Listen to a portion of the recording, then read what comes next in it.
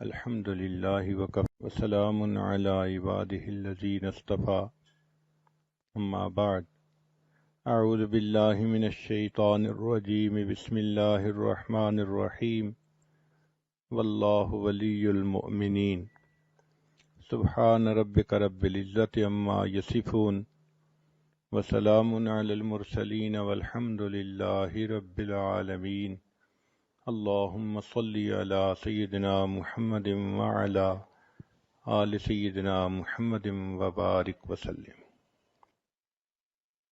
اللہ رب العزت کے ہم پر ان گنت احسانات ہیں، ان میں سے ایک احسان تو یہ کہ اللہ رب العزت نے ہمیں انسان بنایا اور پھر ایمان عطا فرمایا۔ ایمان کا عطا کرنا اللہ رب العزت کی بڑی نعمتوں میں سے ایک ہے۔ پھر رب کریم نے ہمیں نبی علیہ الصلوۃ والسلام کی امت میں پیدا فرمایا۔ یہ وہ سعادت ہے جس کو حاصل کرنے کے لیے پہلی امتوں کے انبیاء دعائیں کرتے تھے۔ اللہ تعالیٰ نے ہمیں بن مانگے یہ نعمت عطا فرمائی۔ ہم جس قدر اللہ رب العزت کا شکر ادا کریں وہ کم ہے۔ پھر اللہ رب العزت نے ہمیں صحت سلامتی والا جسم عطا کیا۔ وہ بھی لوگ ہوتے ہیں جو ماں کے پیٹ سے جب پیدا ہوتے ہیں تو ان کی بینائی نہیں ہوتی۔ یہ بینائی والی نعمت کتنی قیمتی ہے جو اللہ تعالیٰ نے بن مانگے عطا فرمائی۔ ہمارے ایک حافظ تھے، حفظ مکمل کیا تو وہ ملنے کے لیے آئے، اور جب آئے تو کہنے لگے حضرت آج میں آپ سے ایک دعا کروانے کے لیے آیا ہوں۔ میں نے مسکرا کے کہا کہ حافظ صاحب آپ ماشاءاللہ جوان العمر ہیں، حفظ مکمل ہو گیا، اب آپ چاہتے ہوں گے کہ میری شادی کی دعا کر دیں۔ تو جب میں نے یہ کہا تو حافظ صاحب کی آنکھ سے آنسو آ گئے۔ میں بھی بہت سیریس ہوا۔ میں نے پوچھا حافظ صاحب کیا ہوا؟ کہنے لگے حضرت دعا یہ کروانا چاہتا ہوں کہ جس ہستی کو میں اپنی ماں کہتا ہوں آج تک میں اس کا چہرہ نہیں دیکھ سکا، آپ میرے لیے دعا کر دیں کہ اللہ مجھے ایک مرتبہ بینائی دے دے، میں ماں کا چہرہ تو دیکھ سکوں۔ اس وقت احساس ہوا کہ اے کریم آقا، آپ نے ہمیں جو بینائی والی نعمت عطا فرمائی یہ کتنی قیمتی ہے، اور ہم اس نعمت کو مس یوز کرتے ہیں اور غیر محرم کے اوپر استعمال کرتے ہیں۔ کتنے لوگ ہیں جو ماں کے پیٹ سے پیدا ہوتے ہیں اور وہ بچے بہرے ہوتے ہیں، وہ سن نہیں سکتے، اشاروں میں باتیں کرتے ہیں، اور جو بچہ بچپن سے بہرا ہو عام طور پہ وہ گنگا بھی ہوتا ہے، چونکہ وہ سن نہیں سکتا تو اس کی ویکیبلری نہیں ہوتی، وہ بول بھی نہیں سکتا۔ اللہ رب العزت نے ہمیں سماعت بھی عطا فرمائی، ہم بات سنتے بھی ہیں، بات کرتے بھی ہیں۔ پھر دیکھیں انسان کے چہرے پر ناک ایک چھوٹا سا عضو ہے، لیکن اس ناک کے اندر اتنی خوبصورتی ہے کہ اس کے خوبصورت ہونے سے چہرہ خوبصورت ہوتا ہے اور اس کے بدصورت ہونے سے چہرہ بدصورت بن جاتا ہے۔ اللہ رب العزت نے یہ نعمت بھی ہمیں اچھی عطا فرمائی۔ پھر زبان کو دیکھیے، اللہ تعالیٰ نے ہم کلامی کی توفیق عطا فرمائی۔ ہم اپنی فیلنگز کو الفاظ کا جامہ پہنا سکتے ہیں، دوسرے سے بات کر سکتے ہیں۔ مجھے ایک مرتبہ ایک ایسے گھر میں جانے کا موقع ملا جہاں خاوند گنگا تھا، بول نہیں سکتا تھا، اس کے 4 بچے تھے۔ تو میں ان کے گھر جا کے یہی سوچتا رہا کہ یہ 4 بچوں کا باپ ہے، اپنی بیوی سے اظہار محبت کرنا اس کو کتنا مشکل محسوس ہوتا ہوگا۔ ہم الفاظ کو کس طرح بنا سنوار کے کہہ دیتے ہیں دوسرے بندے کا دل خوش کرنے کے لیے، اور وہ اپنی بیوی سے صرف اشاروں سے باتیں کرتا تھا۔ اب دیکھیے یہ اللہ تعالیٰ کی ایک نعمت ہے جو اللہ نے عطا فرمائی تاکہ اس زبان کے ذریعے سے ہم قرآن پڑھیں اور اس زبان کے ذریعے سے ہم دین کی باتیں کریں۔ پھر اللہ رب العزت نے ہمیں ہونٹ عطا فرمائے۔ یہ ہونٹ دیکھنے میں چھوٹے سے ہوتے ہیں مگر ان کے اوپر انسان کی خوبصورتی کا انحصار ہوتا ہے۔ اگر ہونٹ بے ڈھنگے ہوں تو باوجود گورے رنگ کے اور باوجود اچھی خوبصورت شکل کے انسان خوبصورت نظر نہیں آتا۔ اگر انسان کے ہونٹ نہ ہوتے تو اس کے دانت یوں نظر آتے جیسا مردہ بکری کے دانت نظر آتے ہیں، انسان کی ساری خوبصورتی ختم ہو جاتی۔ چیز چھوٹی سی ہے مگر اہمیت دیکھیے کتنی ہے۔ اللہ رب العزت نے ہمیں ہاضمے کی نعمت عطا فرمائی، یہ بھی اللہ تعالیٰ کی نعمتوں میں سے ایک بڑی نعمت ہے۔ ایک آدمی کے پاس 100 بھینسیں تھیں لیکن وہ خود بھینس کا دودھ نہیں پی سکتا تھا، اس لیے کہ دودھ کے پینے سے اس کو ایک بیماری ہو جاتی تھی۔ کتنے لوگ ہیں جو لیکوڈ ڈائٹ پہ رہتے ہیں اور سالڈ چیز نہیں کھا سکتے۔ ایک مرتبہ ایک عورت نے مجھے فون کیا، حضرت میرے لیے دعا کریں، میرے معدے میں السر ہے، میں سارے مہمانوں کے لیے اچھے اچھے کھانے بناتی ہوں مگر پچھلے 7 سال سے میں صرف لیکوڈ پہ گزارا کر رہی ہوں، ایک لقمہ بھی میرے منہ میں نہیں گیا۔ ہمیں اللہ رب العزت نے ہاضمے کی صحیح نعمت عطا فرمائی، ہم اپنی خواہش کے مطابق کھاتے بھی ہیں پیتے بھی ہیں، ہمیں چاہیے کہ ہم اس پر بھی اللہ رب العزت کا شکر ادا کریں۔ پھر ہاتھوں کی نعمت اللہ نے عطا فرمائی، یہ کتنی بڑی نعمت ہے جس سے کہ ہم دنیا کے سارے کام کرتے ہیں۔ ایک مرتبہ حرم شریف میں نے ایک بندے کو دیکھا، اس کے دونوں بازو کندھوں سے کٹے ہوئے تھے، تو وہ آگے ہی صف میں بیٹھا ہوا تھا نماز پڑھنے کے لیے۔ عجیب بات کہ میں یہی سوچتا رہا، یا اللہ اس کے دونوں بازو ہی نہیں ہیں، یہ اپنے کپڑے کیسے پہنتا ہوگا، یہ اگر واش روم جاتا ہوگا تو اپنی طہارت کیسے کرتا ہوگا، اللہ جب یہ سوتا ہوگا تو یہ رات کو اپنی رضائی کمبل کو کیسے سیدھا کرتا ہوگا۔ اس کے دونوں ہاتھ نہیں تھے۔ اس دن ایسی عجیب کیفیت ہوئی کہ میں بہت دیر اس بات پہ روتا رہا کہ اللہ آپ نے ہمیں یہ نعمتیں دیں، کاش کہ ان نعمتوں کو ہم آپ کی تعمیل میں استعمال کر سکتے۔ پھر ایسا بھی ہوتا ہے کہ بعض لوگوں کے پاؤں نہیں ہوتے، چنانچہ ایک صاحب کے پاس جوتے نہیں تھے، وہ ظہر کی نماز پڑھ کے جب نکلے تو ننگے پاؤں ان کو دھوپ پہ چلنا پڑا، پاؤں جل رہے تھے اور وہ اپنے دل میں یہ شکوہ کر رہے تھے کہ یا اللہ میں تو تیری نماز پڑھنے کے لیے مسجد میں آیا اور آپ نے مجھے جوتے بھی نہ دیے۔ ابھی ان کے دل میں یہ شکوے کی کیفیت تھی کہ انہوں نے دیکھا ایک نوجوان آ رہا ہے اور اس کے پاؤں ٹھیک نہیں ہیں، وہ بیساکھیوں کے بل چل کے آ رہا ہے، تو ان کے دل پہ چوٹ پڑی اور انہوں نے یہ دعا مانگی کہ یا اللہ میں تو جوتے کی وجہ سے رو رہا تھا اور یہ شخص تو اپنی ٹانگوں سے ہی محروم ہے، کم از کم آپ نے مجھے ٹانگیں تو دیں۔ تو ہم اس چیز کا احساس نہیں کرتے اللہ نے ہمیں کتنی نعمتوں سے نوازا ہے۔ چنانچہ ایک شاکر انسان کو چاہیے کہ اللہ رب العزت کی ان تمام نعمتوں کا شکر ادا کرے، ان اعضاء کو اللہ تعالیٰ کی فرما برداری میں استعمال کرے، شریعت کے مطابق اپنی زندگی بنائے۔ اللہ تعالیٰ عورت سے چاہتے ہیں کہ یہ اپنے فرض ادا کرے، اپنے خاوند کو خوش رکھے، بچوں کی تربیت کرے اور یہ اللہ تعالیٰ کی شکر گزار بندی بنے، اپنی عزت و ناموس کی حفاظت کرے۔ رب کریم نے فرشتوں کو پیدا کیا، ان کو عقل تو دی مگر شہوت نہیں دی۔ اللہ تعالیٰ نے جانوروں کو پیدا کیا، ان کو شہوت دی مگر عقل نہیں دی۔ انسان کو اللہ نے پیدا کیا، اس کو شہوت بھی دی عقل بھی دی، مگر کام یہ دیا کہ تم اپنی عقل کی وجہ سے اپنی شہوت کو کنٹرول میں رکھو۔ چنانچہ ہر انسان کو اور ہر جاندار کو اللہ تعالیٰ نے حفاظت کے لیے کچھ نہ کچھ عطا کیا ہے۔ ایک تو اللہ نے انسان کی حفاظت کے لیے فرشتوں کو متعین کیا۔ حدیث پاک میں آتا ہے اگر فرشتے انسان کی حفاظت نہ کرتے تو جن انسان کو دنیا میں زندہ ہی نہ رہنے دیتے۔ یہ اللہ کا فضل ہے کہ فرشتے انسان کی حفاظت کرتے ہیں اور اسے جنوں سے بچاتے ہیں۔ پھر اللہ رب العزت نے اپنی حفاظت کے لیے ہر چیز کو کچھ نہ کچھ عطا کیا۔ مثلا شہد کی مکھی کو ڈنک دیا، جو آدمی بھی شہد کے چھتے میں سے شہد نکالنا چاہے تو مکھی اس پر حملہ کرتی ہے۔ بچھو کو بھی ڈنک عطا کیا۔ اللہ تعالیٰ نے سانپ کو اپنے بچاؤ کے لیے زہر دیا۔ اللہ تعالیٰ نے شیر کو دانت دیے، اسی طرح ہپو کو بھی اللہ نے دانت عطا فرمائے۔ بکرے کو اللہ تعالیٰ نے سینگ عطا فرمائے، کوئی بکرے کے قریب جائے تو وہ سینگ سے اس کا مقابلہ کرتا ہے۔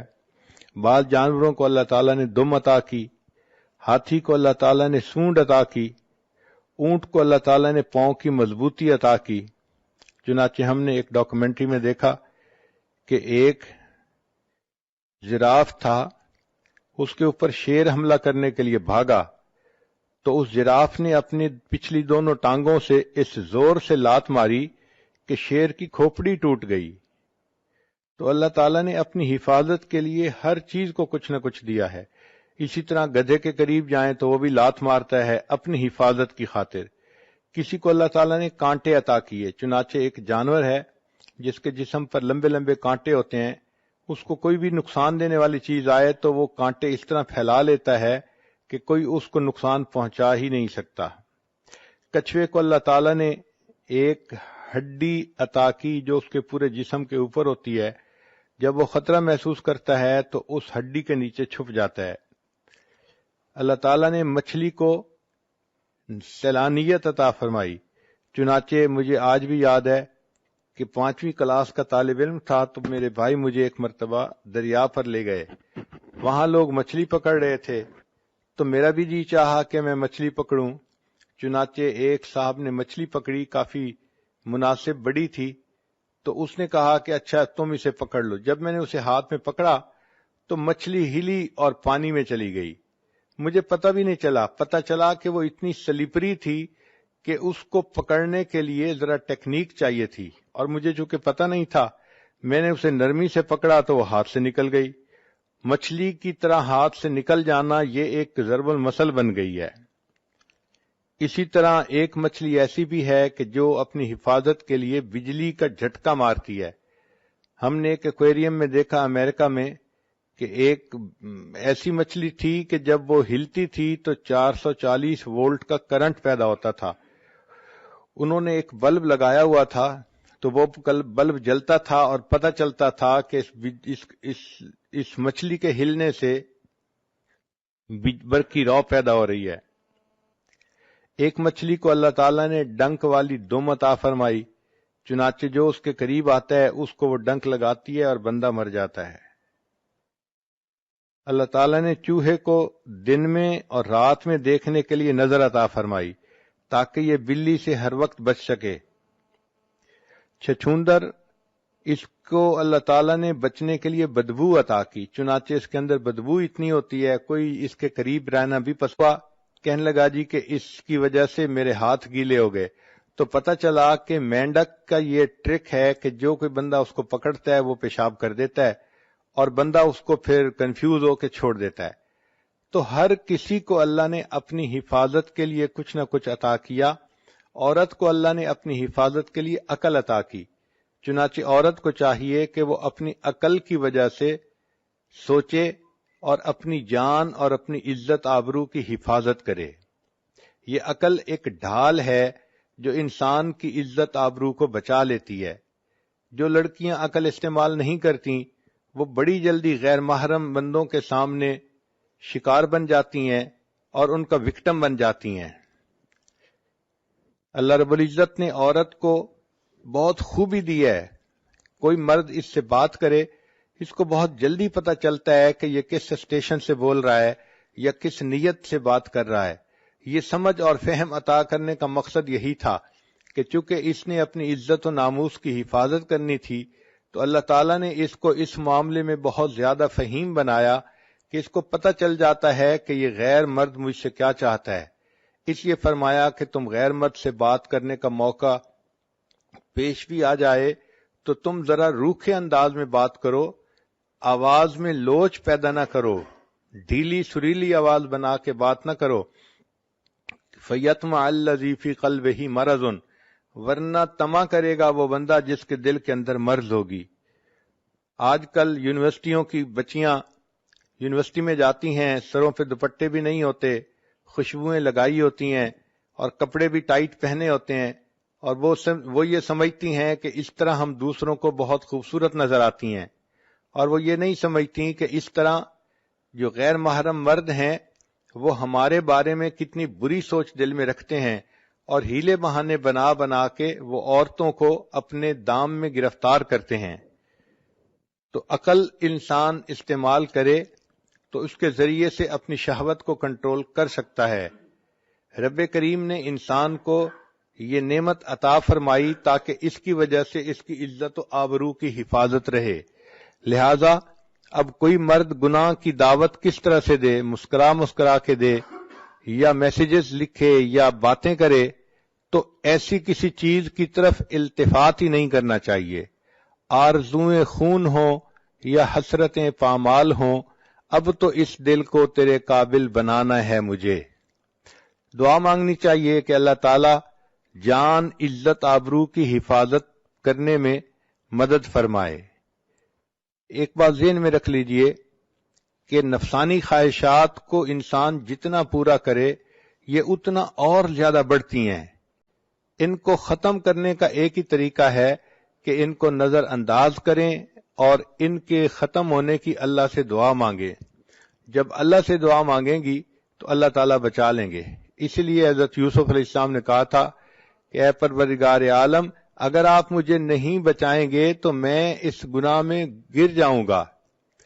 تو انسان اللہ سے دعا مانگے۔ عورت کو چاہیے کہ عشاء کے بعد 2 رکعت نفل پڑھ کے روزانہ اللہ سے یہ دعا مانگے، اے اللہ میری عزت و ناموس کی حفاظت رکھنا، مجھے کسی ایسی مشکل میں گرفتار نہ کرنا کہ جہاں میری عزت کو خطرہ ہو۔ ہم اللہ تعالیٰ سے مانگیں گے، اللہ تعالیٰ عطا فرمائیں گے۔ انسان اللہ تعالیٰ سے محبت کرتا ہے، اللہ تعالیٰ اس سے محبت کرتے ہیں۔ ایک بزرگ فرماتے ہیں کہ مجھے 4 چیزوں کو سمجھنے میں غلطی تھی، مگر قرآن پاک میں نے پڑھا تو مجھے پتہ چلا کہ میری غلطی کہاں کہاں پہ ہے۔ مثلا میں یہ سمجھتا تھا کہ میں اللہ سے محبت کرتا ہوں جس کی وجہ سے اللہ مجھ سے محبت کرتے ہیں، لیکن میں نے قرآن پاک میں پڑھا یحبہم ویحبونہ، تو تب مجھے پتہ چلا کہ اللہ تعالیٰ بندے سے پہلے محبت فرماتے ہیں اور اس کے نتیجے کے طور پہ بندے کے دل میں اللہ کی محبت پیدا ہوتی ہے۔ دوسری غلطی یہ تھی کہ میں یہ سوچتا تھا کہ انسان اپنے رب سے پہلے راضی ہوگا تو اس کے بدلے اللہ اس سے راضی ہوں گے۔ قرآن پاک پڑھا تو میری یہ غلطی بھی ختم ہو گئی۔ اللہ تعالیٰ فرماتے ہیں رضی اللہ عنہم ورضوا عنہ، اللہ ان سے راضی ہو گیا، وہ اللہ سے راضی ہو گئے۔ تو پہلے اللہ راضی ہوتا ہے، نتیجہ یہ ہوتا ہے کہ بندہ بھی پھر اپنے رب سے راضی ہو جاتا ہے۔ پھر ایک بات کہ انسان وہ فرماتے ہیں کہ میں یہ سمجھتا تھا کہ میں اللہ کو پہلے یاد کرتا ہوں پھر اللہ مجھے یاد کرتے ہیں، لیکن قرآن پاک پڑھا تو بتایا وما توفیقی الا باللہ، کہ میری توفیق تو اللہ ہی کی۔ تو ہم جو اللہ کو یاد کرتے ہیں تو اللہ پہلے یاد کرتا ہے، وہ توفیق دیتا ہے، تب ہم اللہ کو یاد کرتے ہیں۔ اس لیے ایک حدیث پاک میں آتا ہے کہ انسان کو اللہ تعالیٰ دن میں جو نعمتیں عطا فرماتے ہیں اس میں سب سے بہتر توفیق یہ ہوتی ہے کہ انسان کو اللہ اپنی یاد کی توفیق عطا فرما دے۔ چوتھی چیز جو فرماتے تھے کہ میری غلط فہمی تھی کہ میں سمجھتا تھا کہ میں توبہ پہلے کرتا ہوں پھر اللہ میری توبہ کو قبول کرتے ہیں۔ جب قرآن پاک پڑھا تو اس میں بتایا گیا ثم تاب علیہم لیتوبوا، اللہ کی رحمت پہلے متوجہ ہوتی ہے پھر انسان کو توبہ کی توفیق ملتی ہے۔ تو یہ ذہن میں رکھیے کہ اللہ کی رحمت کی نظر پہلے ہوتی ہے، اللہ تعالیٰ بندے کو اپنائیت کی نظر سے پہلے دیکھتے ہیں پھر اس کو توبہ کی توفیق ملتی ہے۔ اس اجتماع میں آنے کا بنیادی مقصد یہی ہے کہ ہم زندگی کے پچھلے گناہوں سے سچی پکی توبہ کر لیں اور آئندہ اللہ کی بارگاہ میں فرما بردار بن کر زندگی گزارنے کا ارادہ کریں۔ اللہ تعالیٰ کی طرف سے رحمت کی نظر ہوگی، ہماری طرف سے نیک بن کر رہنے کا ارادہ ہوگا، تو یہ محبت کا تعلق جڑ جائے گا۔ دونوں جانب سے اشارے ہو چکے، تم ہمارے ہم تمہارے ہو چکے۔ محبت کہتے ہیں دل کا کسی کے ساتھ اتنا مشغول ہو جانا کہ دوسروں کی طرف انسان کا دھیان ہی نہ رہے، اس کیفیت کو محبت کہتے ہیں۔ کوئی دل میں اتنا سما جاتا ہے کہ اس دل میں کسی دوسرے کے لیے جگہ ہی نہیں رہتی، اور اس کی علامات یہ ہے کہ محبوب کی فرما برداری کرتا ہے اور اس کی بات ماننے میں انسان کو مزہ آتا ہے۔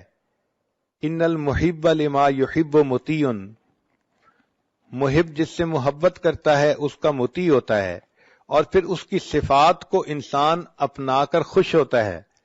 بندے کو چاہیے اپنے اللہ سے محبت کرے اور اپنے اندر اللہ تعالیٰ کی صفات کو پیدا کرے۔ چنانچہ حدیث پاک میں فرمایا تخلقوا باخلاق اللہ، تم اللہ تعالیٰ کے اخلاق کو اپناؤ۔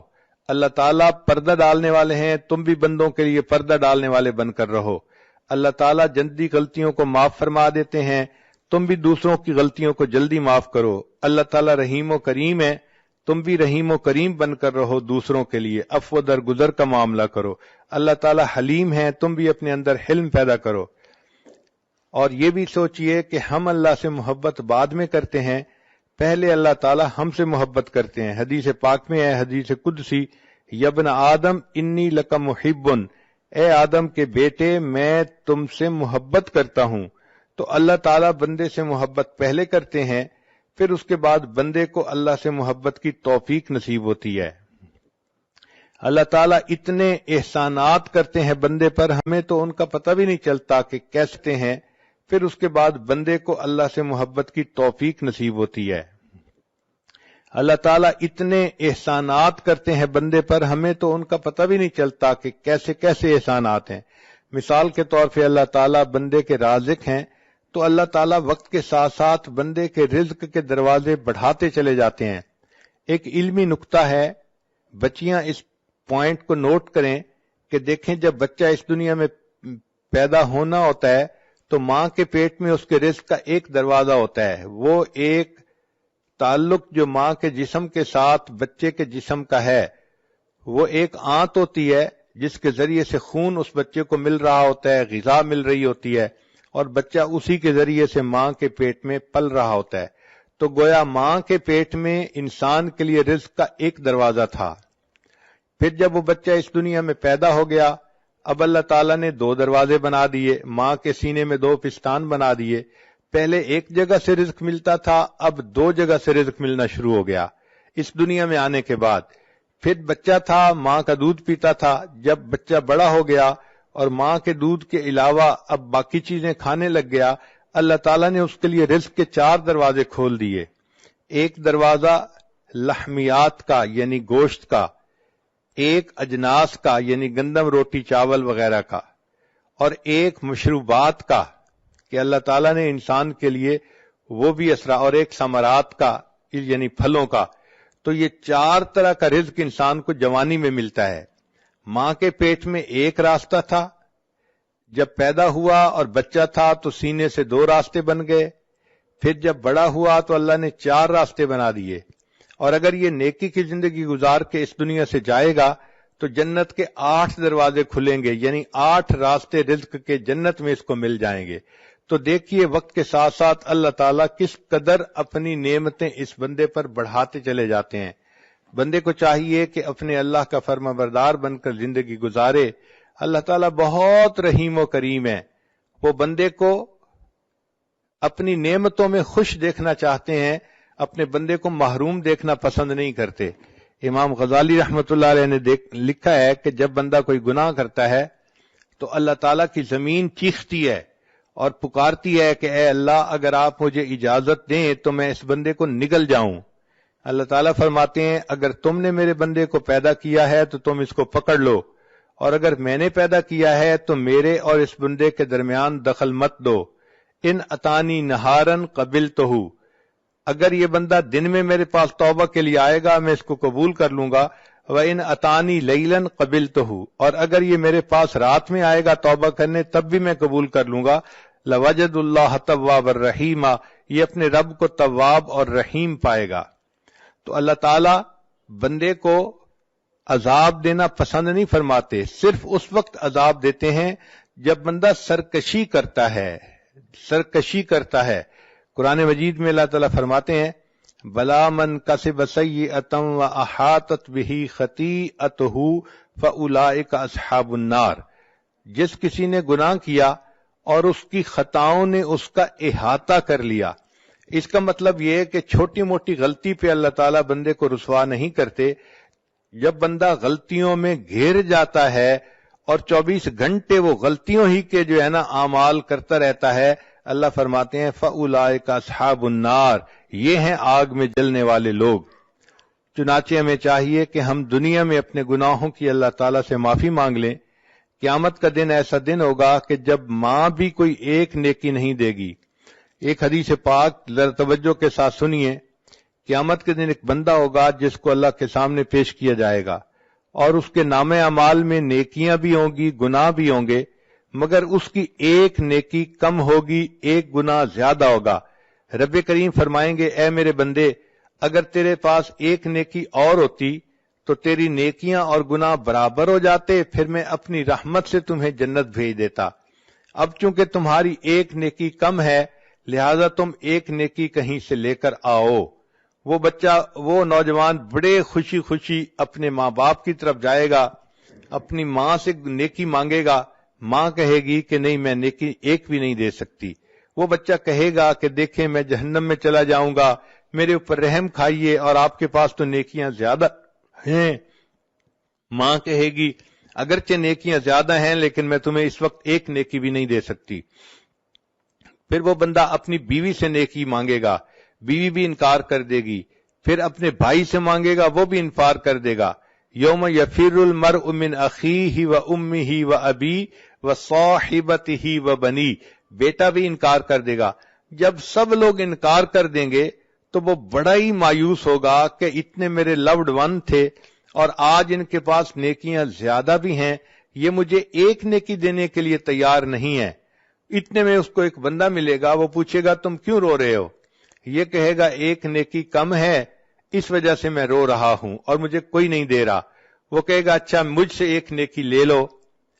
تو جب وہ نیکی دینے کے لیے تیار ہو جائے گا تو قیامت میں اعلان کیا جائے گا کہ ایک بندے نے اس کو ایک نیکی دے دی جس کی وجہ سے نیکی اور گناہ برابر ہو گئے اور اللہ نے اپنی رحمت سے اس کے لیے جنت کا فیصلہ کر دیا.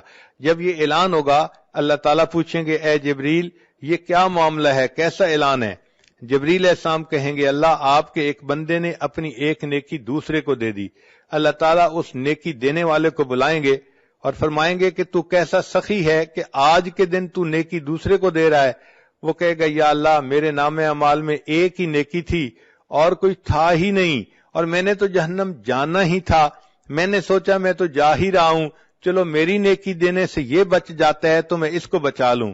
اللہ فرمائیں گے اچھا اگر تو نے اپنی سخاوت دکھائی تو میں اس بات کا زیادہ مستحق ہوں کہ میں اپنی سخاوت دکھاؤں، مجھ جیسا سخی کوئی نہیں، چلو میں نے تمہیں بھی جنت عطا فرما دی اور اس بندے کو بھی جنت عطا فرما دی. رب کریم تو اتنے مہربان ہیں کہ بندے کے لیے بخشش کے بہانے ڈھونڈتے ہیں. چنانچہ ہمیں چاہیے کہ ہم اللہ تعالیٰ کو اپنا دوست بنائیں. جو قرآن مجید کی آیت پڑھی ہے واللہ ولی المؤمنین، اللہ دوست ہیں ایمان والوں کے. مفسرین نے ولی کے کچھ معنی لکھے ہیں. ولی کا ایک معنی ہوتا ہے دوست، ایک ہوتا ہے نگران، ایک ہوتا ہے کارساز، اور ایک ہوتا ہے مددگار، ایک ہوتا ہے ساتھی اور ایک ہوتا ہے وارث. ایک ولی کے اتنے معنی ہیں. گویا جو اللہ کو اپنا ولی بنائے گا تو وہ دوست بھی اللہ کو بنائے گا، مددگار بھی، ساتھی بھی، وارث بھی. ہم اگر اللہ کو اپنا ولی بنا لیں گے تو اللہ تعالیٰ پھر ہمارے مشکلات کو آسان بھی فرما دیں گے. دوست اپنے دوست کی مشکلات کا خیال رکھتا ہے. کہتے ہیں کہ ایک ہاتھی نشین تھا اور اس نے کسی غریب کے ساتھ دوستی کر لی تو غریب نے کہا کہ نہیں میں آپ سے دوستی نہیں کر سکتا. ہاتھی نشین نے پوچھا کیوں نہیں کر سکتا؟ اس نے کہا کہ اس لیے کہ میرا گھر چھوٹا سا ہے، تو ہاتھی پہ چڑھ کے آئے گا تو میرے گھر میں تو داخل بھی نہیں ہو سکتا. تو ہاتھی نشین نے مسکرا کے کہا سنو میں جس کو اپنا دوست بناتا ہوں پھر اس کا مکان اونچا بھی بنوا دیا کرتا ہوں تاکہ میرا ہاتھی وہاں جا سکے. تو اللہ تعالیٰ کو جب بندہ دوست بناتا ہے اللہ تعالیٰ اس بندے کے دنیا آخرت کے کاموں کو سنوار دیتے ہیں. اللہ تعالیٰ ہی اس بات کا مستحق ہے کہ ہم اس کو اپنا دوست بنائیں. نوجوان بچیاں یہ بات ذہن میں بٹھا لیں. ان کے ذہنوں میں یہ ہوتا ہے میرا کوئی دوست نہیں، میں اکیلی ہوں، میں تنہا ہوں، میں مس کرتی ہوں. وہی دیکھیے اللہ کو دوست بنائیے. جب اللہ کو دوست بنائیں گی تو پھر کسی کو مس کرنے کی ضرورت بھی نہیں ہوگی. ہوا معکم اینما کنتم، وہ پروردگار تمہارے ساتھ ہوگا تم جہاں کہیں بھی ہوگے. اور جتنا اللہ تعالیٰ وفا کرتے ہیں اتنا کوئی دوسرا وفا نہیں کر سکتا. اس لیے مخلوق کو دوست بنائیں گی تو مخلوق سے بے وفائی دیکھیں گی. مخلوق مطلب کی ہوتی ہے، مطلب نکلا اور تو کون اور میں کون ناواقف ہو جاتے ہیں. اللہ تعالیٰ کو دوست بنائیے. جس نے اللہ کو دوست بنا لیا اللہ تعالیٰ اس بندے کے دنیا آخرت کے کاموں کو سنوار دیتے ہیں. تو آج کی اس مجلس میں یہ بات اپنے ذہنوں میں بٹھا لیجئے کہ محبت کے قابل فقط اللہ کی ذات ہے. مرنے والوں سے اور ڈھلنے والوں سے محبت کیا کرنی.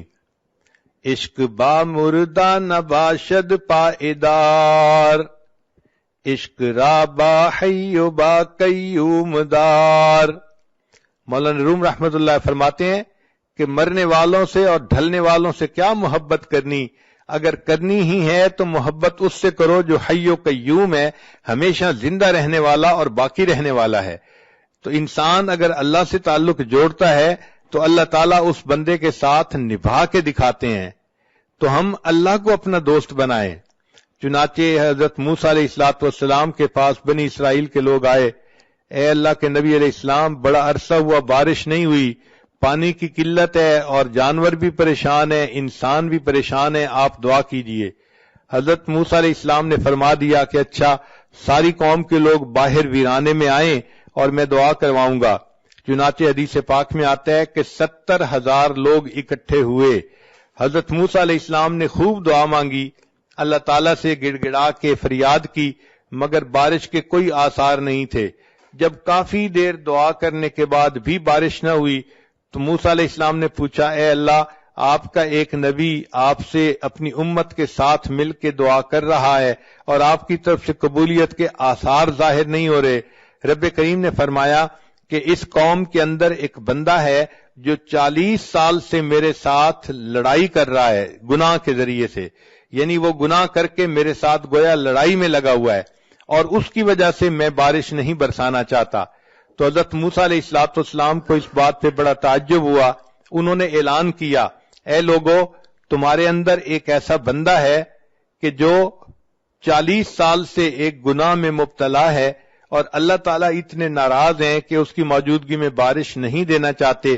میں اس بندے سے کہتا ہوں کہ وہ یہاں سے نکل جائے اور اس کی وجہ سے دوسروں پر جو مصیبت آئی ہوئی ہے وہ ٹل جائے. حضرت موسیٰ علیہ السلام نے جیسے ہی یہ اعلان کیا تو تھوڑی دیر کے بعد بارش ہونے لگ گئی. حضرت موسیٰ علیہ السلام بڑے حیران کہ کوئی بندہ باہر نکلا بھی نہیں اور بارش بھی شروع ہو گئی، اور اللہ تعالیٰ فرماتے ہیں کہ اس مجمع میں ایک بندہ ہے جو میرے ساتھ گناہ کے ذریعے جنگ میں لگا ہوا ہے. تو رب کریم صلی اللہ علیہ وسلم سے پوچھا کہ یا اللہ، یہ بارش کیسے ہوئی؟ اللہ تعالیٰ نے فرمایا کہ جس بندے کی وجہ سے بارش روکی گئی تھی اسی بندے کی وجہ سے بارش ہوئی. اے اللہ، اس کی وجہ سے بارش کیسے ہوئی؟ فرمایا کہ جب آپ نے اعلان کیا اس بندے نے اپنے دل میں سوچا کہ اے اللہ، اگر میں اس وقت لوگوں سے باہر نکل جاؤں گا تو میری رسوائی ہوگی، میں کسی کو چہرہ دکھانے کے قابل نہ رہوں گا. اے کریم آقا، آسیتک 40 سنۃ فامہلتنی، میں نے 40 سال آپ کی نافرمانی کی، آپ نے مجھے ڈھیل دے دی. جئتک تقیا فقبلنی، اے اللہ، کہنے لگا جی کہ اس کی وجہ سے میرے ہاتھ کہنے لگا جی کہ اس کی وجہ سے میرے ہاتھ گیلے ہو گئے.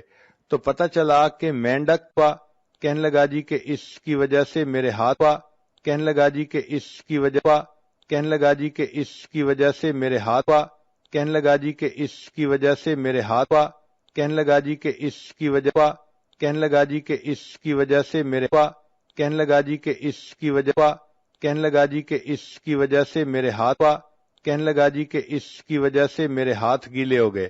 تو پتہ چلا کہ مینڈک کہنے لگا جی کہ اس کی وجہ سے میرے ہاتھ کہنے لگا جی کہ اس کی وجہ کہنے لگا جی کہ اس کی وجہ کہنے لگا جی کہ اس کی وجہ سے میرے ہاتھ کہنے لگا جی کہ اس کی وجہ سے میرے ہاتھ کہنے لگا جی کہ اس کی وجہ سے میرے کہنے لگا جی کہ اس کی وجہ سے میرے ہاتھ کہنے لگا جی کہ اس کی وجہ تھے. اتنے اس کے خزانے تھے، گوڈاؤن تھے. چنانچہ جب بنی اسرائیل پر زکوٰۃ کا حکم آیا تو حضرت موسیٰ علیہ السلام نے اعلان فرمایا کہ زکوٰۃ ادا کی جائے. قارون کو کہا کہ وہ بھی زکوٰۃ دے. قارون اس بات پہ بہت زیادہ غصے میں آ گیا کہ مال میرا ہے اور میں موسیٰ علیہ السلام کے کہنے پر لوگوں میں کیوں لٹا دوں. اب غصے کی وجہ سے وہ چاہتا تھا کہ میں کوئی ایسا کام کروں کہ مجھے زکوٰۃ نہ دینی پڑے. اپنے دوستوں میں بیٹھ کے اس نے مشورہ کیا. چنانچہ دوستوں نے اس کو مشورہ کیا کہ تم کوئی ایسا کام کرو کہ جس کی وجہ سے موسیٰ علیہ السلام کی عزت خراب ہو جائے اور وہ لوگوں کی نظر سے گر جائیں، پھر آپ کہنا کہ میں ان کی بات نہیں مانتا. چنانچہ اس نے ایک عورت کے ساتھ رابطہ کیا اور اس کو کہا کہ میں تمہیں اتنے اتنے پیسے دوں گا، تم مجمع میں کھڑے ہو کے الزام لگا دینا کہ موسیٰ علیہ السلام نے میرے ساتھ حرام کاری کی ہے. چنانچہ عورت اگرچہ سمجھدار ہوتی ہے مگر ایموشنلی بہت جلدی پھسل جاتی ہے. وہ عورت مال کے چند ٹکوں کی خاطر پھسل گئی اور کہنے لگی بہت اچھا. چنانچہ ایک مجلس تھی جس میں حضرت موسیٰ علیہ السلام بھی تھے، بنی اسرائیل کے لوگ بھی تھے. وہاں پر وہ عورت کھڑی ہوئی اور کہنے لگی لوگوں میں آپ لوگوں کو ایک بات کہنا چاہتی ہوں. چنانچہ وہ یہ بات کہنا چاہتی تھی مگر اللہ تعالی مددگار ہیں. حضرت موسیٰ علیہ السلام کا روب ایسا تھا کہ وہ کوئی بات نہ کر سکی اور کہنے لگی کہ بھئی مجھے تو قارون نے پیسے دینے کا وعدہ کیا تھا اور یہ کہا تھا کہ تم موسیٰ علیہ السلام پر بہتان لگا دو، اور موسیٰ علیہ السلام نے تو میرے ساتھ کوئی ایسا کام نہیں کیا، وہ تو بالکل پاک ہیں اور صاف ہیں. جب حضرت موسیٰ علیہ السلام کو پتہ چلا کہ قارون نے مجھے پبلکلی انسلٹ کرنے کے لیے ایسی حرکت کی تو موسیٰ علیہ السلام کو بہت جلال آیا. اللہ تعالیٰ سے دعا کی اے اللہ آپ مہربانی فرما دیجئے اور اس میری تکلیف کو دور کر دیجئے. رب کریم نے فرمایا کہ اے میرے پیارے موسیٰ علیہ السلام میں نے تھوڑی دیر کے لیے زمین کو تمہارے ماتحت کر دیا، جو حکم آپ زمین کو دیں گے وہ حکم زمین مانے گی. چنانچہ موسیٰ علیہ السلام نے حکم دیا اے زمین قارون کو نگل جا. قارون تیسرا حصہ زمین کے اندر دھنس گیا. پھر وہ پکارنے لگا، موسیٰ علیہ السلام سے معافیاں مانگنے لگا. موسیٰ علیہ السلام نے دوبارہ زمین کو کہا تو وہ 2/3 زمین کے اندر دھنس گیا. پھر معافیاں مانگنے لگا.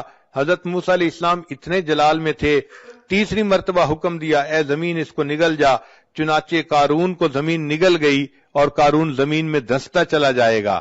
چنانچہ جب قارون دھس گیا اللہ تعالیٰ نے موسیٰ علیہ السلام کی طرف وحی بھیجی اے میرے پیارے موسیٰ علیہ السلام جب آپ نے زمین کو حکم دیا اس کو نگل جا، زمین نگل رہی تھی، اس وقت وہ آہ و فریاد کر رہا تھا، معافیاں مانگ رہا تھا، مگر آپ نے اس کی ایک نہ سنی اور اس کو آپ نے پورا کا پورا زمین کے اندر دھسا دیا. اے میرے پیارے موسیٰ علیہ السلام اگر وہ اس وقت مجھ سے فریاد کرتا تو میں پروردگار اس وقت بھی اس کی اس فریاد کو قبول کر لیتا اور اسے معاف کر دیتا. تو رب کریم تو اتنے مہربان ہے کہ ان کی مہربانی کے بارے میں کوئی بندہ سوچ ہی نہیں سکتا. کتابوں میں لکھا ہے ایک بندہ بت پرست تھا. ایک رات اس کو کوئی کام تھا تو اس نے کہا کہ میں آج رات بت کی عبادت کروں گا اور دعا مانگوں گا. چنانچہ وہ ساری رات یا سنم کہہ کہہ کے پکارتا رہا، دعا مانگتا رہا. اس کے اوپر نیند کا غلبہ ہو گیا. اب جب نیند کا غلبہ ہوا تو نیند کے غلبے میں یا سنم کہتے کہتے اس نے زبان سے نکلا یا سمد. سمد اللہ تعالیٰ کا نام ہے. تو جیسے ہی اللہ تعالیٰ کا نام لکھا اللہ تعالیٰ نے فوراً فرمایا لبیک یا عبدی، اے میرے بندے تم مجھ سے کیا چاہتا ہے؟ فرشتے حیران ہیں، اے اللہ یہ بت پرست ہے، یہ صنم کو پوجنے والا، یہ ساری رات صنم کو جو ہے پکارتا رہا. نیند کے غلبے کی وجہ سے آپ کا نام اس کی زبان سے نکل آیا اور آپ فوراً متوجہ ہوئے لبیک یا عبدی، میرے بندے بتاؤ تم کیا چاہتے ہو؟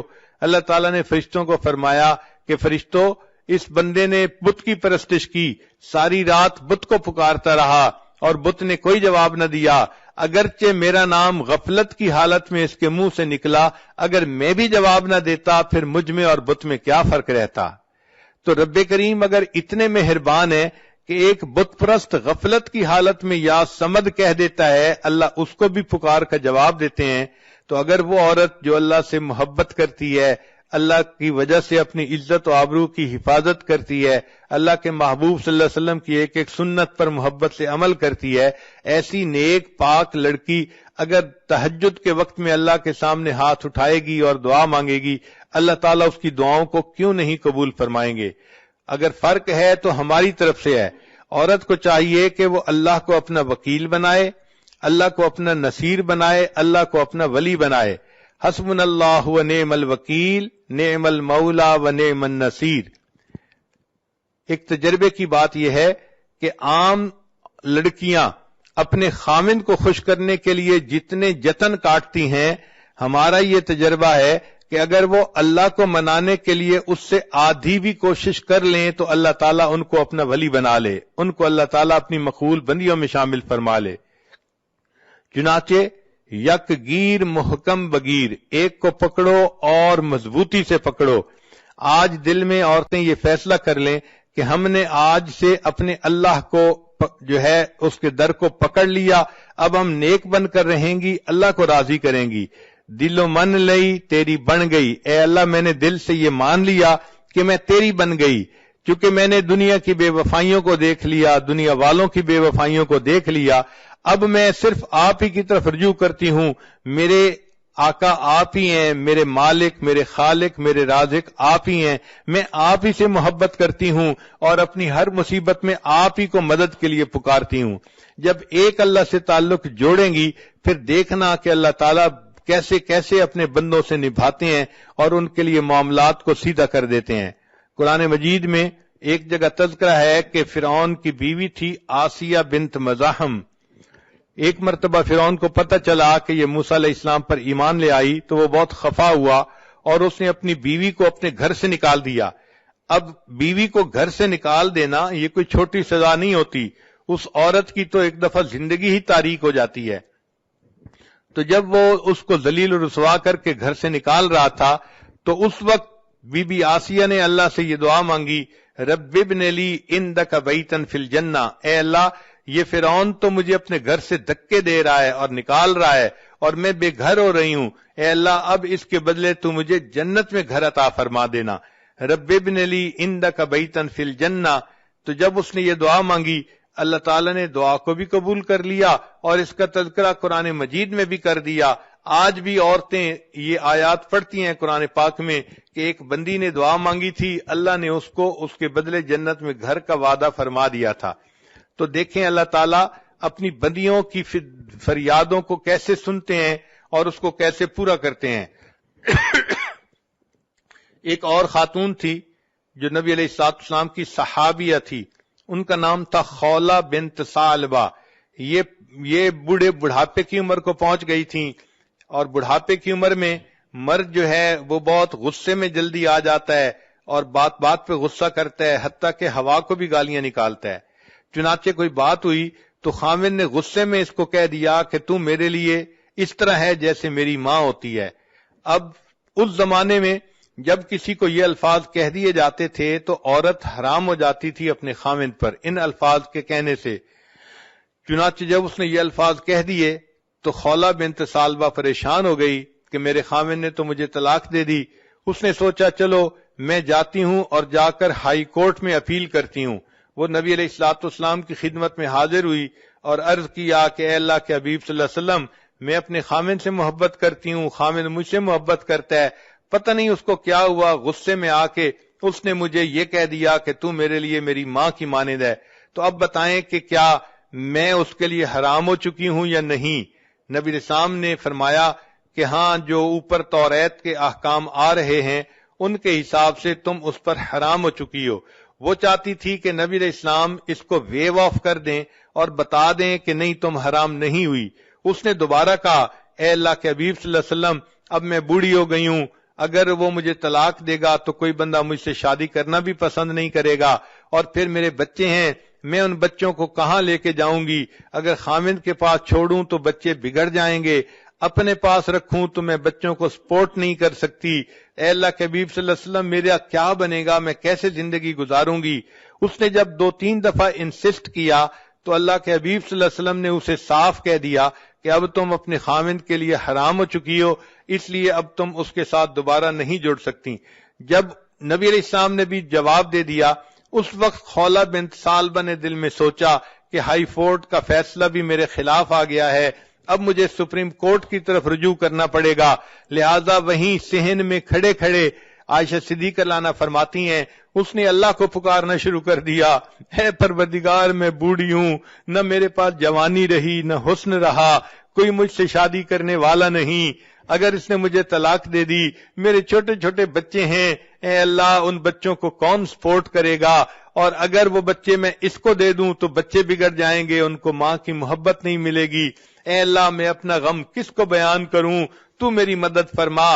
عائشہ صدیقہ رضی اللہ عنہا فرماتی ہیں وہ ابھی اپنے رب سے یہ مناجات کر رہی تھی کہ نبی علیہ الصلوۃ والسلام کے اوپر وحی کے آثار شروع ہو گئے، میں نے اس بوڑھی عورت کو چپ کروایا، چپ کرو، نبی علیہ السلام پر وحی اتر رہی ہے۔